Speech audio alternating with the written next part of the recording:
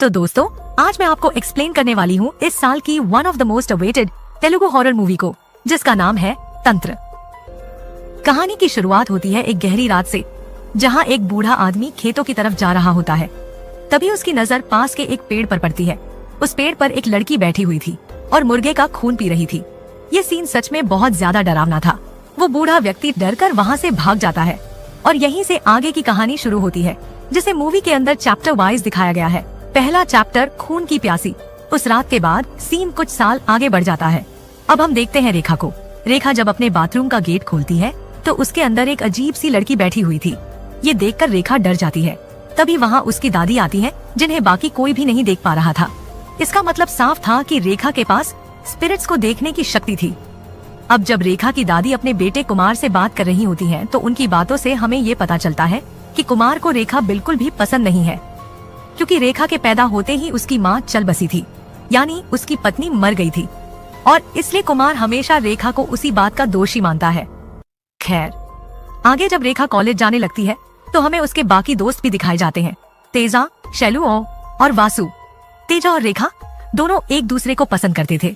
अब ये सब दोस्त साथ में आगे बढ़ ही रहे होते हैं कि अचानक रास्ते में एक पेड़ आता है। उस पेड़ पर रेखा को एक लड़की की आत्मा दिखाई देती है जो खुदकुशी कर रही होती है। ये देखकर रेखा डर कर वहीं रुक जाती है, लेकिन बाकी दोस्तों को कुछ भी दिखाई नहीं देता। इसलिए शैलू मजाक करने लगती है कि शायद रेखा को वहाँ कोई भूत दिख रहा होगा। इसके बाद ये लोग कॉलेज चले जाते हैं। अब जब कॉलेज खत्म होता है तो तेजा और वासु शंकर के पास पहुँचते हैं। शंकर तेजा का मामा था और उसे भूत प्रेत और तंत्र मंत्र के बारे में बहुत ज्ञान था। तेजा अपने मामा को आज के हादसे के बारे में बताता है तो शंकर उन्हें समझाता है कि पॉजिटिव और नेगेटिव एनर्जी सच में होती है। वो कई सारे उदाहरण भी देता है, जैसे दुनिया में कुछ ऐसी जगहें हैं जहाँ ट्राइबल ग्रुप्स रहते हैं। जब उन्हें लकड़ियाँ चाहिए होती हैं तो वो किसी पेड़ को चुनकर उसके पास जाकर गालियाँ देते हैं, खरी खोटी सुनाते हैं, और कुछ ही दिनों में वो पेड़ अपने आप सूख कर सड़ जाता है। ये सब नेगेटिव एनर्जी की वजह से होता है।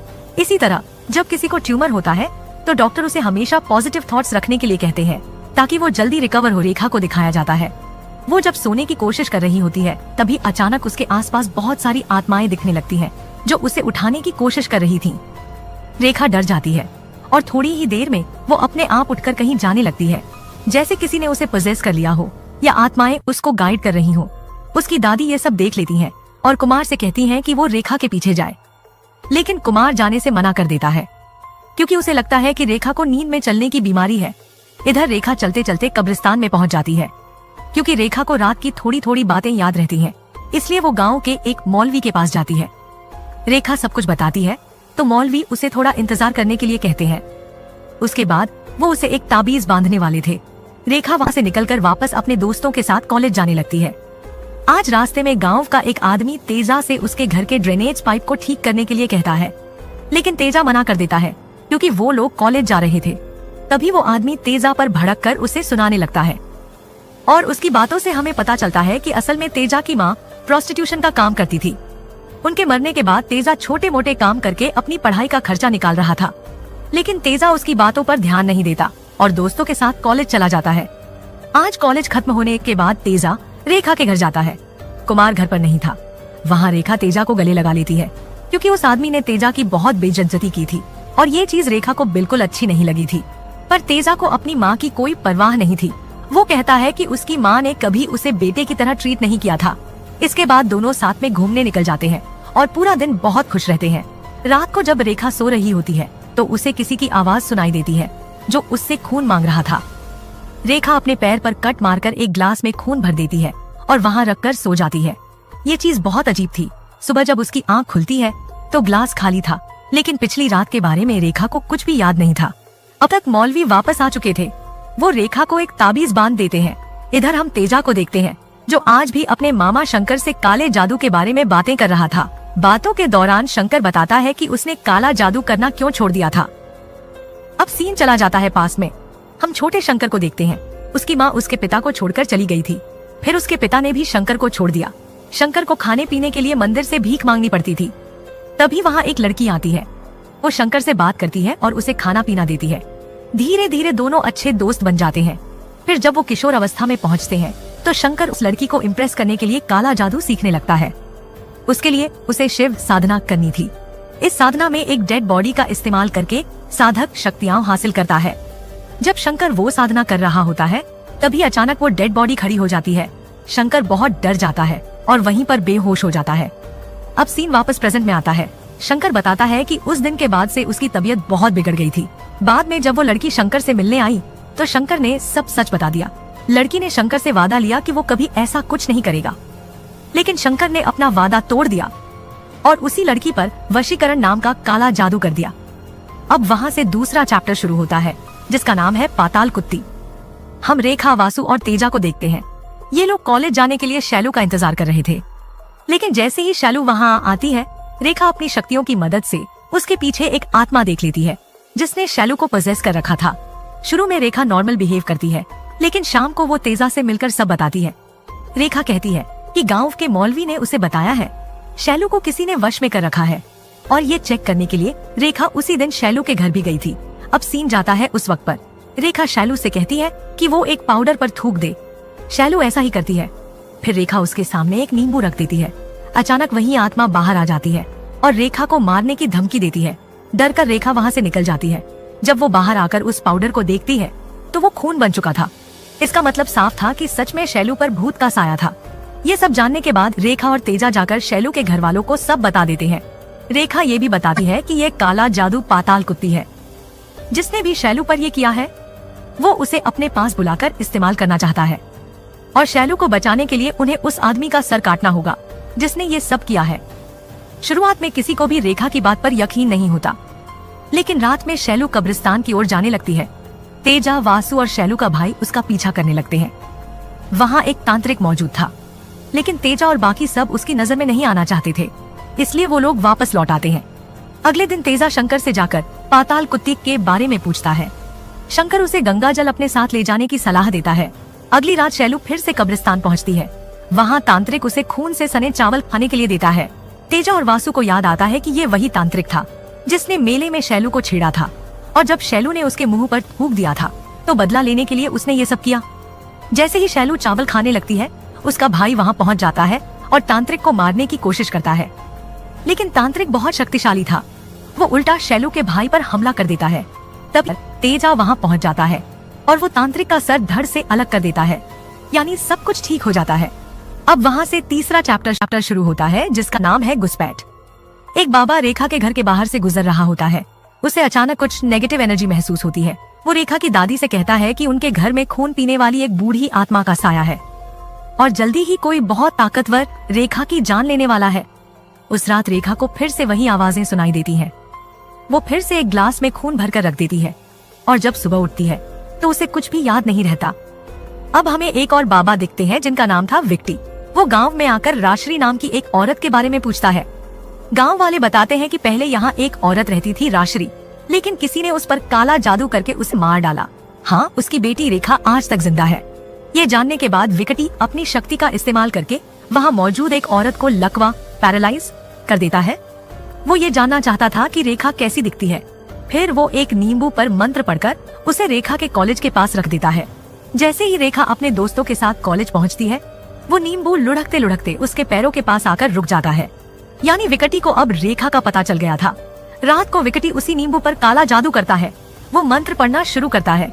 इधर रेखा के कमरे में एक किन्नर की आत्मा आती है और उसे पकड़कर विकटी के पास ले जाने लगती है, लेकिन सही समय पर रेखा के हाथ में भगवान जी की फोटो आ जाती है। वो आत्मा डरकर गायब हो जाती है। अब सच सामने आने लगता है।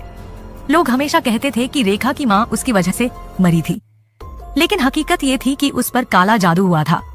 यानी कुमार ने सारी बात गलत समझी थी। अगले दिन रेखा डरते डरते फिर मौलवी के पास जाती है और सब बताती है। मौलवी उसकी मदद करने के लिए मंत्र पढ़ना शुरू करता है, लेकिन उसी समय विकटी भी रेखा को अपने पास बुलाने के लिए मंत्र कर रहा होता है। दोनों मंत्रों की टक्कर से विकटी का काम असफल हो जाता है और वो गुस्से से पागल हो जाता है। रात को जब मौलवी कहीं जा रहा होता है, अचानक एक आत्मा उसके सामने आती है और उसे मार डालती है, क्योंकि वो रेखा की मदद कर रहा था। अगले दिन ये खबर तेजा और बाकी सबको मिलती है। वो शॉक हो जाते हैं। उन्हें पता था कि मौलवी रेखा की मदद कर रहा था, इसलिए उसकी जान ली गई।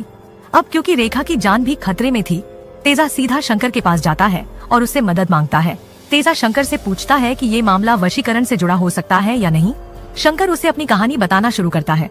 शंकर बताता है कि उस लड़की के पिता ने उसकी शादी कहीं और तय कर दी थी, इसलिए शंकर ने उस पर वशीकरण करने की सोची। जब वो लड़की उससे मिलने आई तो वो एकदम नॉर्मल थी, लेकिन उसे शंकर के काले जादू के बारे में पता चल गया। उसने शंकर को समझाया कि वो भी उससे रहना चाहती है, लेकिन अपने परिवार के खिलाफ नहीं जा सकती। उसने शंकर से दोबारा वादा लिया कि वो काला जादू छोड़ देगा। शंकर मान गया और फिर कभी काला जादू नहीं किया। इधर तेजा एक बाबा के पास जाकर रेखा के बारे में बताता है। बाबा रेखा के नाम का यज्ञ करने की बात करते हैं, लेकिन दूसरी ओर विकटी रेखा की एक गुड़िया बनाकर उस पर काला जादू करना शुरू कर देता है। उसकी वजह से रेखा की हालत बहुत बिगड़ जाती है। पहले तो उसे खून की उल्टियां होती हैं, फिर उसके मुंह से बालों का गुच्छा निकलता है।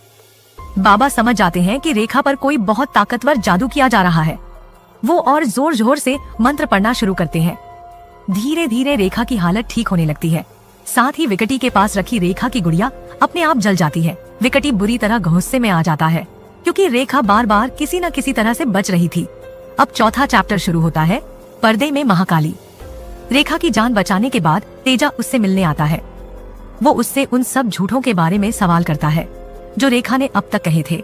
सबसे पहले ये कि मौलवी ने उसे शैलू के बारे में बताया था, लेकिन जब मौलवी जिंदा था तेजा ने उससे खुद मिलकर पूछा था।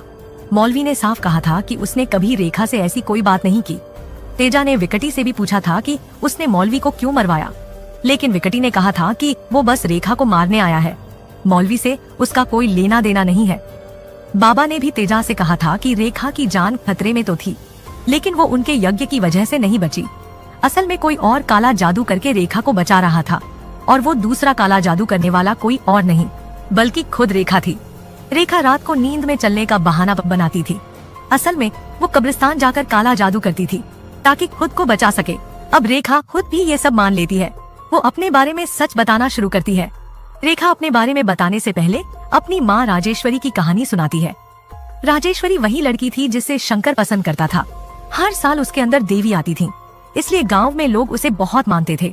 जब कुमार की नजर राजेश्वरी पर पड़ी और उसे पता चला कि वो उसकी ही जाति की है, तो उसने उससे शादी कर ली। लेकिन शादी के बाद राजेश्वरी को पता चला कि कुमार असल में गे था। उसने राजेश्वरी से शादी सिर्फ इसलिए की थी ताकि अपनी सच्चाई समाज से छुपा सके और अपनी इज्जत बचा सके। कुमार बहुत बुरा इंसान था। वो राजेश्वरी को टॉर्चर करता था। उसे शक रहता था कि राजेश्वरी का कोई बॉयफ्रेंड होगा या उसके कई लोगों के साथ शारीरिक संबंध होंगे। उसकी सोच बहुत गंदी थी, लेकिन राजेश्वरी ने कभी किसी से शिकायत नहीं की। इसी दौरान गांव में विकटी रहता था। उसकी नजर एक दिन राजेश्वरी पर पड़ी और वो पहली नजर में ही उसे पसंद करने लगा। यहीं से 5वां चैप्टर शुरू होता है, वज्रोली रति। विकटी को राजेश्वरी से प्यार हो गया था। वो धीरे धीरे कुमार से दोस्ती बढ़ाने लगा। दोनों इतने अच्छे दोस्त बन गए कि कुमार ने विकटी को अपना सबसे बड़ा राजर भी बता दिया। कुमार ने कहा कि वो राजेश्वरी को मारना चाहता है, क्योंकि अगर राजेश्वरी को बच्चे नहीं होंगे तो उसकी सच्चाई सबके सामने आ जाएगी। तब विकटी ने उसे काले जादू का रास्ता बताया। उसने कुमार से राजेश्वरी के बाल और नाखून मंगवाए। जैसे ही कुमार ने वो सामान दिया, विकटी साधना शुरू कर देता है। वो कुमार से कहता है कि 7 दिन तक राजेश्वरी को खून से सने चावल खिलाए। कुमार मान जाता है और लगातार 7 दिन तक ऐसा ही करता है। धीरे धीरे राजेश्वरी की तबीयत बहुत बिगड़ जाती है। 8वें दिन विकटी साधना पर बैठा होता है और राजेश्वरी उसके वश में होकर दुल्हन की तरह तैयार होकर वहाँ पहुँच जाती है। विकटी उसके साथ संबंध बनाने लगता है, लेकिन बीच में ही उसका काला जादू पलट जाता है। वो पागल होकर गांव से भाग जाता है। लेकिन इस काले जादू की वजह से राजेश्वरी पर बुरी शक्तियां हावी होने लगती हैं। वो परेशान होकर खुदकुशी करने ही वाली थी कि उसे पता चलता है कि वो प्रेग्नेंट है और ये बच्चा विकटी की वजह से था। इसलिए राजेश्वरी ने अपनी जान नहीं ली। उसने रेखा को जन्म दिया, लेकिन जन्म के कुछ ही समय बाद उसकी मौत हो गई। चूँकि रेखा काला जादू के समय पैदा हुई थी, इसलिए उसके अंदर भी काली शक्तियाँ समा गईं। वो आत्माओं को देख सकती थी। रेखा ये भी बताती है कि असल में उसने ही मौलवी को मारा था, क्योंकि मौलवी ताबीज देने के बहाने लड़कियों को छूता था। रेखा बताती है कि शैलू की जान भी उसने खुद बचाई थी, और क्योंकि राजेश्वरी को पता था कि विकटी वापस आएगा, इसलिए वो आत्मा के रूप में रहकर अपनी बेटी रेखा को बहुत सारे तंत्र मंत्र सिखाती रही। ये सब ज्ञान उसे शंकर से मिला था। रेखा आगे बताती है कि हर पूर्णिमा की रात उसे खून पीना पड़ता है। अगर वो ऐसा न करे तो वो एक हैवान बन जाएगी। बचपन में वो मुर्गे मारकर उनका खून पीती थी। याद है शुरुआत में जब बूढ़े आदमी ने एक लड़की को मुर्गे का खून पीते देखा था? वो लड़की रेखा ही थी। एक बार एक औरत ने रेखा को खून पीते देख लिया। डर कर वो भागी और ट्रक के नीचे आकर उसकी मौत हो गई। वो औरत और कोई नहीं बल्कि तेजा की माँ थी। यानी तेजा की माँ की मौत भी इनडायरेक्टली रेखा की वजह से हुई थी। उसके बाद रेखा ने तय कर लिया कि अब वो किसी जानवर को नहीं मारेगी, इसलिए उसने खुद को काटकर अपना ही खून पीना शुरू कर दिया। वो जो ग्लास में खून रखती थी वो इसी वजह से था, ताकि वो एक हैवान न बन जाए। तेजा ये सब सुनकर गुस्सा हो जाता है। वो कहता है कि रेखा की वजह से ही उसकी माँ मरी थी। तेजा गुस्से में रेखा को बुरा भला कहकर शंकर के पास जाता है। वो शंकर से राजेश्वरी के बारे में पूछता है। शंकर बताता है कि राजेश्वरी की शादी के बाद वो बहुत परेशान हो गया था। वो रोज उसके घर जाता था ताकि उसे देख सके। एक दिन उसे कुमार की सच्चाई का पता चला, और जब विकटी राजेश्वरी पर काला जादू करने वाला था तो शंकर चुपके से उसकी साधना वाली जगह पर गया और मंत्रों में छेड़छाड़ कर दी। इसी वजह से जब विकटी ने राजेश्वरी के साथ संबंध बनाए तो उसका काला जादू पलट गया और वो पागल हो गया। रेखा के जन्म के बाद जब राजेश्वरी मरी तो उसकी आत्मा कभी कभी शंकर से मिलने आती थी। वो उससे तंत्र मंत्र सीखती और चाहती थी कि शंकर ये सब रेखा को सिखाए। अब कहानी पहुंचती है 6ठे चैप्टर पर। छिन्नमस्ता देवी। विकटी बार बार असफल हो रहा था, इसलिए उसने एक गांव की लड़की को मार दिया और उसकी मौत का इल्जाम रेखा पर लगा दिया। कुमार तो वैसे भी रेखा को अपनी बेटी मानता ही नहीं था, इसलिए वो विकटी की बातों में आ गया। विकटी रेखा को पकड़कर एक पेड़ से बांध देता है। वो कहता है कि आज पूर्णिमा की रात है, अगर रेखा खून नहीं पिएगी तो वो मर जाएगी। रेखा की शक्तियाँ भी खून न पीने की वजह से कमजोर हो गई थी। वो कुछ कर नहीं पा रही थी। तभी विकटी उसे मारने ही वाला था कि तेजा अपने प्यार का सबूत देता है।